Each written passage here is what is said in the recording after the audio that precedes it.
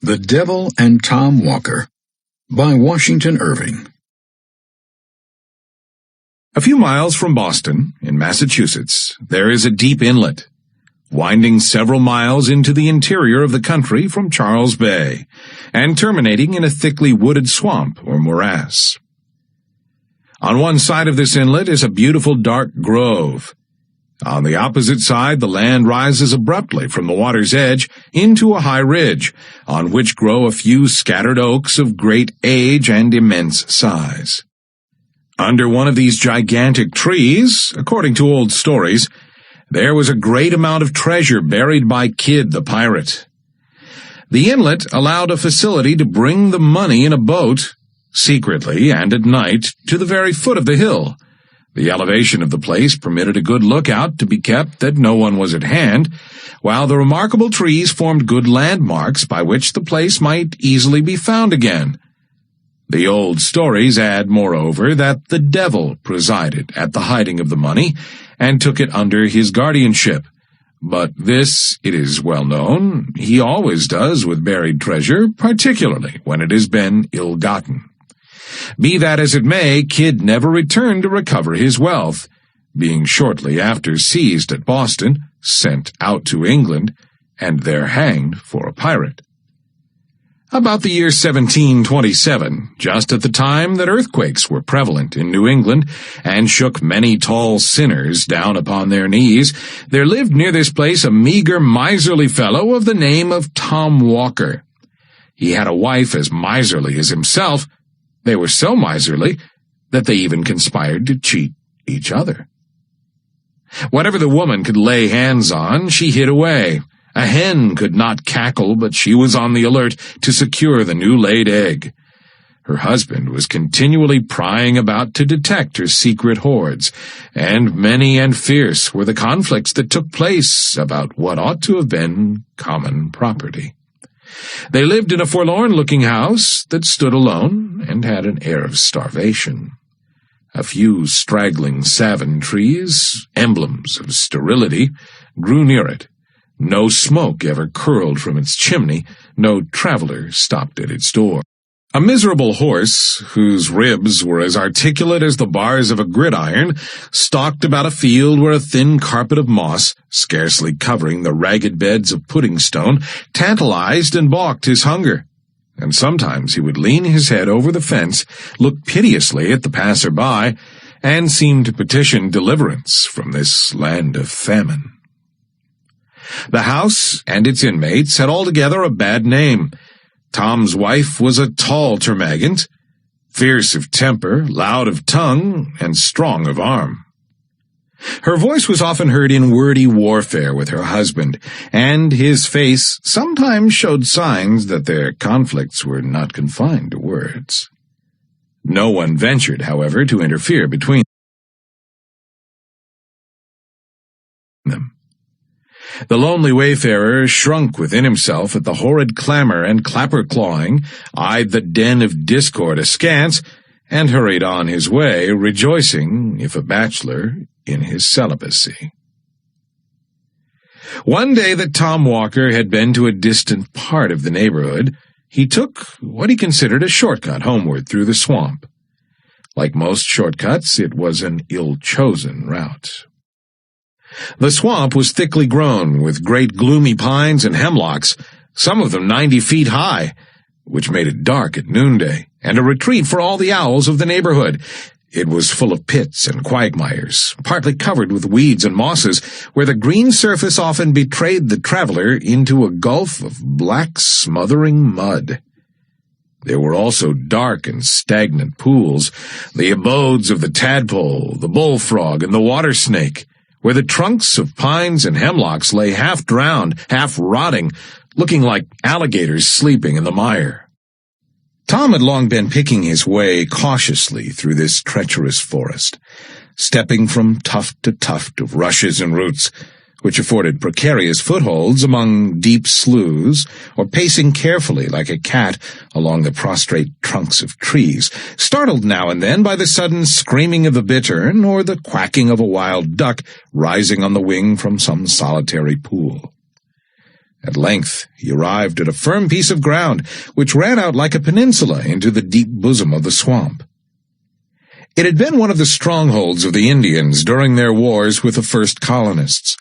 Here they had thrown up a kind of fort, which they had looked upon as almost impregnable, and had used as a place of refuge for their squaws and children.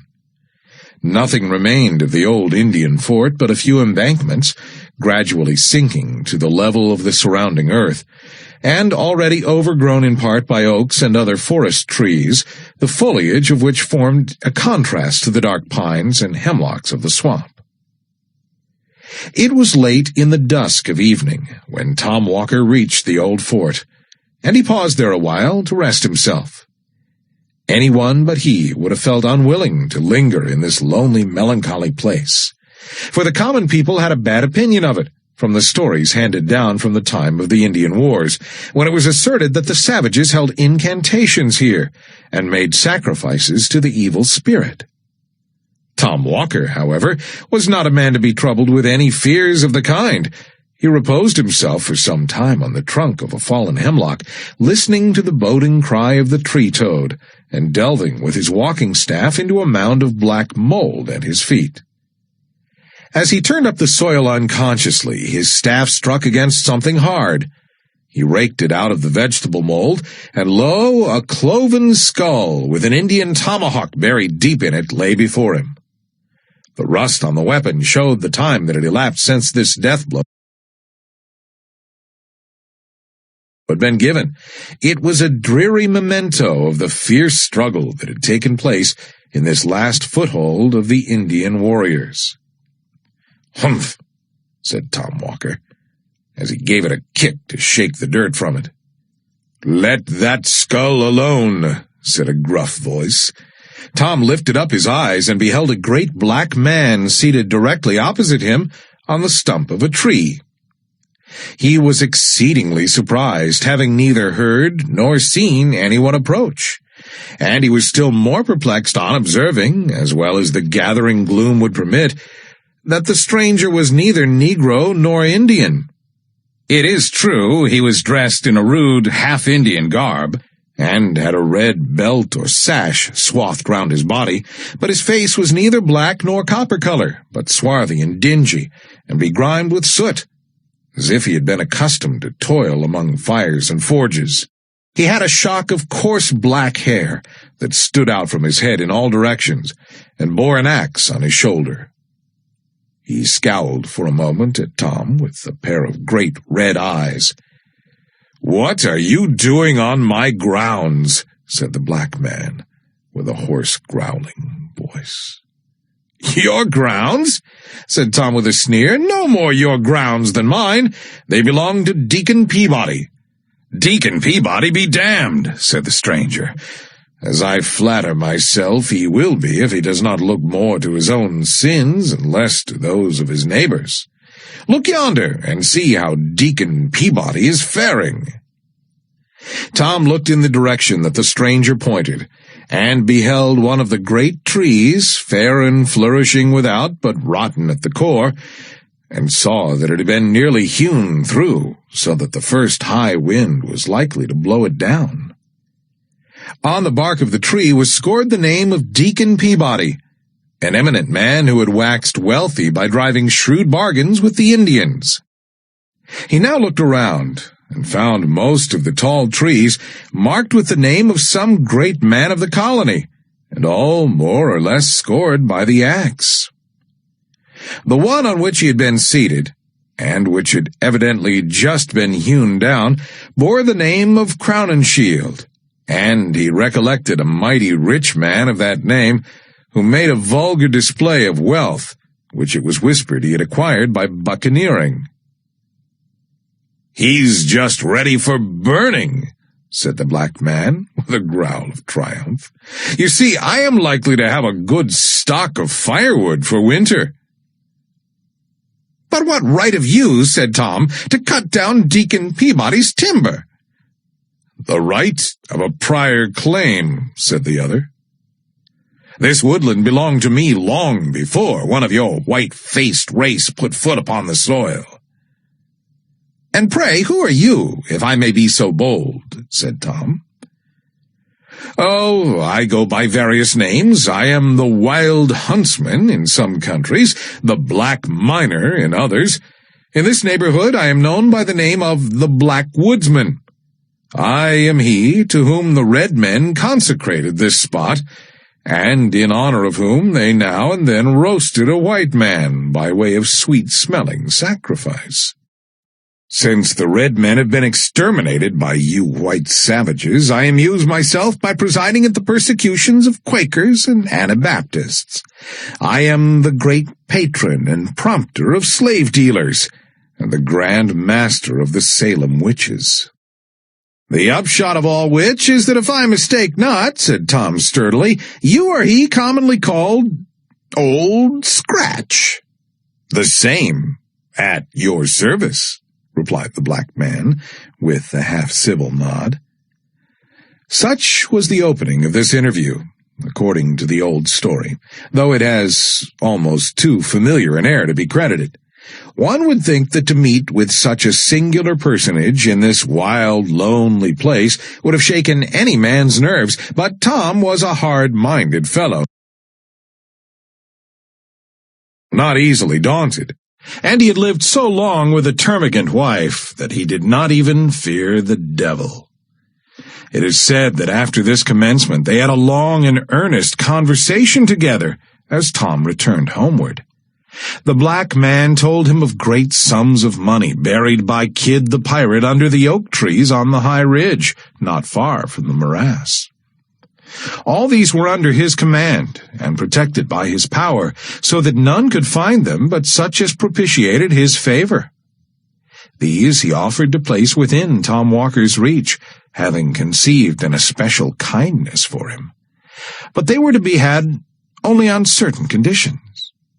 What these conditions were may be easily surmised, though Tom never disclosed them publicly. They must have been very hard, for he required time to think of them, and he was not a man to stick at trifles when money was in view. When they had reached the edge of the swamp, the stranger paused. "What proof have I that all you've been telling me is true?" said Tom. "There's my signature," said the black man, pressing his finger on Tom's forehead. So saying, he turned off among the thickets of the swamp, and seemed, as Tom said, to go down, down, down into the earth, until nothing but his head and shoulders could be seen, and so on until he totally disappeared.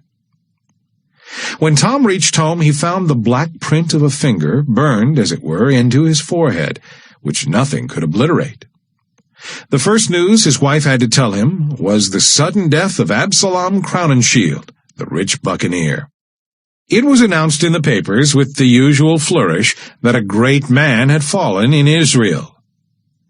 Tom recollected the tree which his black friend had just hewn down, and which was ready for burning. "Let the freebooter roast," said Tom. "Who cares?" He now felt convinced that all he had heard and seen was no illusion. He was not prone to let his wife into his confidence, but as this was an uneasy secret, he willingly shared it with her. All her avarice was awakened at the mention of hidden gold, and she urged her husband to comply with the black man's terms and secure what would make them wealthy for life. However Tom might have felt disposed to sell himself to the devil, he was determined not to do so to oblige his wife, so he flatly refused out of the mere spirit of contradiction. Many and bitter were the quarrels they had on the subject, but the more she talked, the more resolute was Tom not to be damned to please her. At length she determined to drive the bargain on her own account, and if she succeeded, to keep all the gain to herself. Being of the same fearless temper as her husband, she set off for the old Indian fort towards the close of a summer's day, She was many hours absent. When she came back, she was reserved and sullen in her replies. She spoke something of a black man whom she had met about twilight, hewing at the root of a tall tree. He was sulky, however, and would not come to terms. She was to go again with a propitiatory offering, but what it was she forbore to say. The next evening she set off again for the swamp, with her apron heavily laden. Tom waited and waited for her, but in vain. Midnight came, but she did not make her appearance. Morning, noon, night returned, but still she did not come. Tom now grew uneasy for her safety, especially as he found she had carried off in her apron the silver teapot and spoons and every portable article of value. Another night elapsed, another morning came, but no wife. In a word, she was never heard of more. What was her real fate nobody knows, in consequence of so many pretending to know. It is one of those facts which have become confounded by a variety of historians. Some asserted that she lost her way among the tangled mazes of the swamp and sank into some pit or slough. Others, more uncharitable, hinted that she had eloped with the household booty and made off to some other province, while others surmised that the tempter had decoyed her into a dismal quagmire, on the top of which her hat was found lying. In confirmation of this, it was said a great black man with an axe on his shoulder was seen late that very evening coming out of the swamp, carrying a bundle tied in a check apron, with an air of surly triumph. The most current and probable story, however, observes that Tom Walker grew so anxious about the fate of his wife and his property that he set out at length to seek them both at the Indian fort. During a long summer's afternoon he searched about the gloomy place, but no wife was to be seen. He called her name repeatedly, but she was nowhere to be heard. The bittern alone responded to his voice as he flew screaming by, or the bullfrog croaked dolefully from a neighboring pool. At length, it is said, just in the brown hour of twilight, when the owls began to hoot and the bats to flit about, his attention was attracted by the clamor of carrion crows hovering about a cypress tree. He looked up and beheld a bundle tied in a check apron and hanging in the branches of the tree, with a great vulture perched hard by, as if keeping watch upon it. He leaped with joy, for he recognized his wife's apron and supposed it to contain the household valuables. "Let us get hold of the property," said he consolingly to himself, "and we will endeavor to do without the woman." As he scrambled up the tree, the vulture spread its wide wings and sailed off screaming into the deep shadows of the forest. Tom seized the check apron, but, woeful sight, found nothing but a heart and liver tied up in it. Such, according to this most authentic old story, was all that was to be found of Tom's wife. She had probably attempted to deal with the black man as she had been accustomed to deal with her husband, but though a female scold is generally considered a match for the devil, yet in this instance she appears to have had the worst of it. She must have died game, however, for it is said Tom noticed many prints of cloven feet deeply stamped about the tree, and found handfuls of hair that looked as if they had been plucked from the coarse black shock of the woodman. Tom knew his wife's prowess by experience. He shrugged his shoulders as he looked at the signs of a fierce clapper-clawing. "Egad," said he to himself, "Old Scratch must have had a tough time of it." Tom consoled himself for the loss of his property with the loss of his wife, for he was a man of fortitude. He even felt something like gratitude toward the black woodman, who, he considered, had done him a kindness. He sought, therefore, to cultivate a further acquaintance with him, but for some time without success. The old blacklegs played shy, for whatever people may think, he is not always to be had for calling for. He knows how to play his cards, when pretty sure of his game. At length, it is said, when delay had whetted Tom's eagerness to the quick, and prepared him to agree to anything rather than not gain the promised treasure, He met the black man one evening in his usual woodman's dress, with his axe on his shoulder, sauntering along the swamp and humming a tune. He affected to receive Tom's advances with great indifference, made brief replies, and went on humming his tune. By degrees, however, Tom brought him to business, and they began to haggle about the terms on which the former was to have the pirate's treasure. There was one condition which need not be mentioned, being generally understood in all cases where the devil grants favors. But there were others about which, though of less importance, he was inflexibly obstinate. He insisted that the money found through his means should be employed in his service. He proposed, therefore, that Tom should employ it in the black traffic, that is to say, that he should fit out a slave ship. This, however, Tom resolutely refused. He was bad enough in all conscience, but the devil himself could not tempt him to turn slave-trader. Finding Tom so squeamish on this point, he did not insist upon it, but proposed instead that he should turn usurer, the devil being extremely anxious for the increase of usurers, looking upon them as his peculiar people. To this no objections were made, for it was just to Tom's taste. "You shall open a broker's shop in Boston next month," said the black man.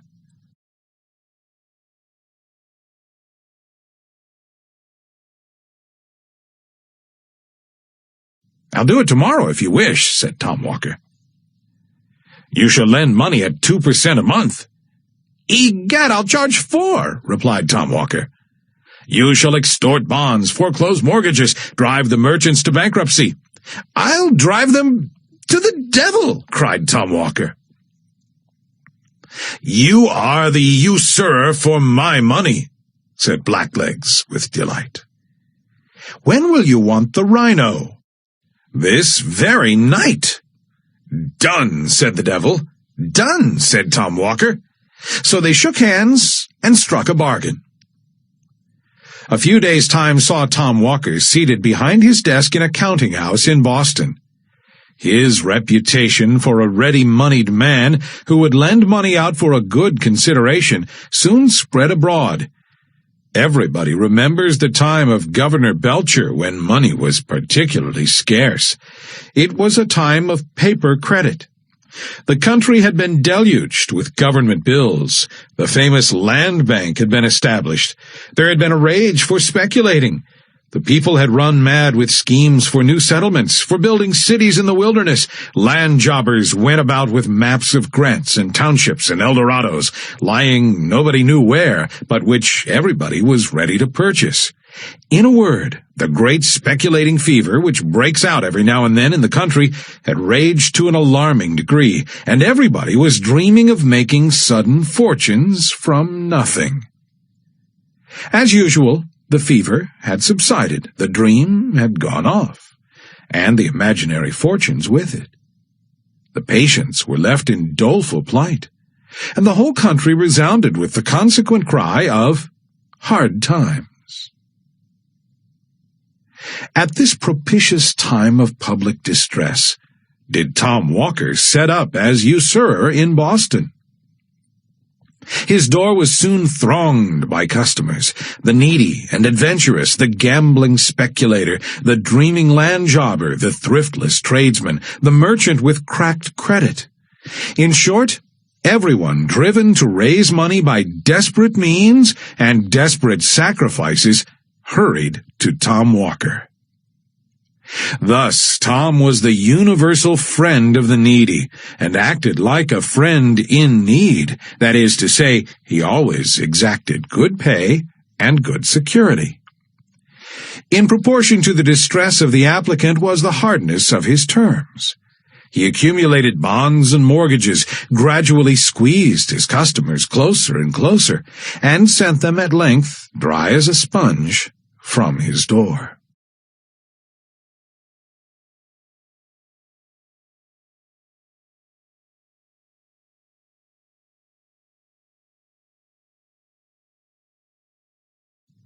In this way he made money hand over hand, became a rich and mighty man, and exalted his cocked hat upon change.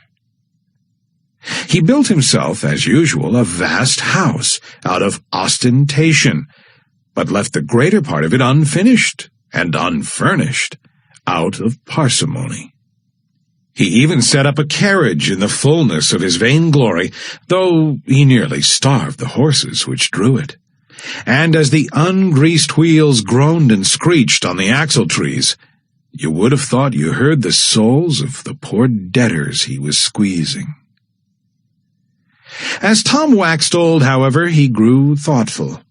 Having secured the good things of this world, he began to feel anxious about those of the next. He thought with regret on the bargain he had made with his black friend, and set his wits to work to cheat him out of the conditions. He became, therefore, all of a sudden, a violent churchgoer.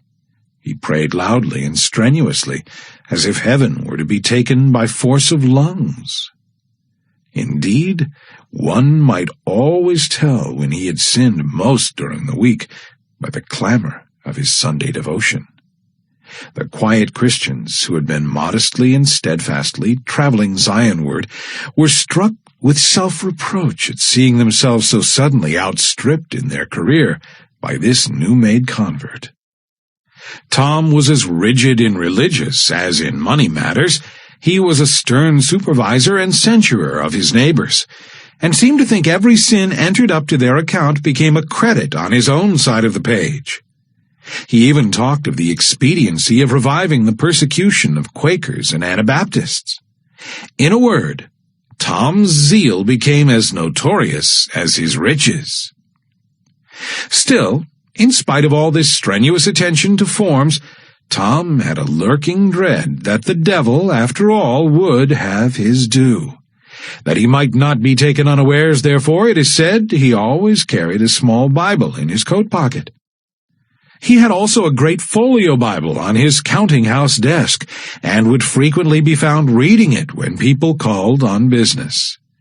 On such occasions he would lay his green spectacles in the book to mark the place, while he turned round to drive some usurious bargain. Some say that Tom grew a little crack-brained in his old days, and that fancying his end approaching, he had his horse new shod, saddled, and bridled, and buried with his feet uppermost, because he supposed that at the last day the world would be turned upside down, in which case he should find his horse standing ready for mounting, and he was determined, at the worst, to give his old friend a run for it.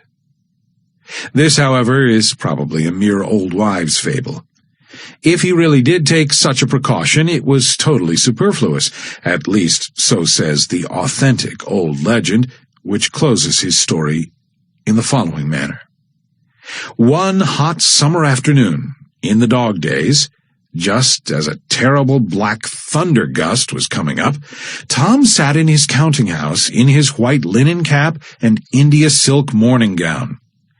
He was on the point of foreclosing a mortgage by which he would complete the ruin of an unlucky land speculator for whom he had professed the greatest friendship. The poor land jobber begged him to grant a few months' indulgence. Tom had grown testy and irritated, and refused another day. "My family will be ruined and brought upon the parish," said the land jobber.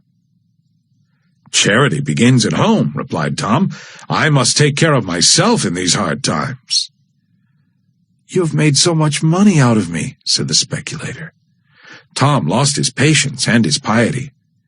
"The devil take me," said he, "if I have made a farthing." Just then there were 3 loud knocks at the street door. He stepped out to see who was there. A black man was holding a black horse, which neighed and stamped with impatience. "Tom, you're come for," said the black fellow gruffly. Tom shrank back, but too late. He had left his little Bible at the bottom of his coat pocket, and his big Bible on the desk buried under the mortgage he was about to foreclose. Never was sinner taken more unawares. The black man whisked him like a child into the saddle, gave the horse a lash, and away he galloped with Tom on his back in the midst of the thunderstorm. The clerks stuck their pens behind their ears and stared after him from the windows. Away went Tom Walker, dashing down the streets, his white cap bobbing up and down, his morning gown fluttering in the wind, and his steed striking fire out of the pavement at every bound. When the clerks turned to look for the black man, he had disappeared. Tom Walker never returned to foreclose the mortgage.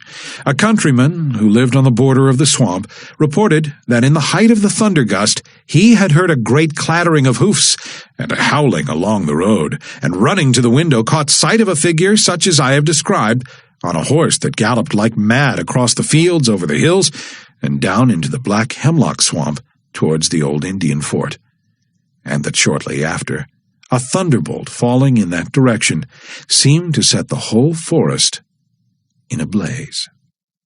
The good people of Boston shook their heads and shrugged their shoulders, but had been so much accustomed to witches and goblins and tricks of the devil in all kinds of shapes from the first settlement of the colony, that they were not so much horror-struck as might have been expected. Trustees were appointed to take charge of Tom's effects. There was nothing, however, to administer upon. On searching his coffers, all his bonds and mortgages were found reduced to cinders. In place of gold and silver, his iron chest was filled with chips and shavings. 2 skeletons lay in his stable instead of his half-starved horses, and the very next day his great house took fire and was burned to the ground. Such was the end of Tom Walker and his ill-gotten wealth. Let all griping money brokers lay this story to heart. The truth of it is not to be doubted. The very hole under the oak trees, whence he dug Kid's money, is to be seen to this day, and the neighboring swamp and old Indian fort are often haunted, in stormy nights, by a figure on horseback, in morning gown and white cap, which is doubtless the troubled spirit of the usurer. In fact, the story has resolved itself into a proverb, and is the origin of that popular saying so prevalent throughout New England of the devil and Tom Walker.